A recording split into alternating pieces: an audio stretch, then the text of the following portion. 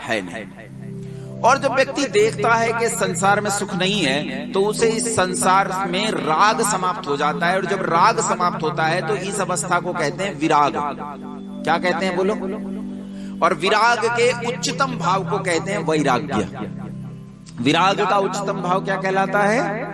वैराग्य। और जब वैराग्य से व्यक्ति संसार को देखता है तो पाता है इसमें स्थायी सुख नहीं है, और स्थायी सुख ढूंढने के लिए वो मुख करता है ईश्वर की ओर कि मैं ईश्वर की ओर बढ़ूं। पर कैसे? मैंने उस समय जब सिद्धांतों में ज्यादा रुचि नहीं थी, कविता लिखी थी, और उस कविता की 2 पंक्तियां हैं कि हैं कर्म तो बिखरे हुए, बस एक तू उद्योग है, तेरे सिवाय संसार में दूसरा कोई उद्योग नहीं है। कर्म बहुत सारे हैं। इसी बात को लोग दूसरे शब्दों में कहते हैं कि रास्ते बहुत सारे हैं और मंजिल सबकी एक है। क्या रास्ते बहुत सारे हैं? क्या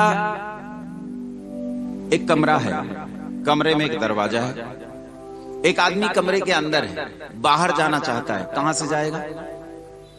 बोलो?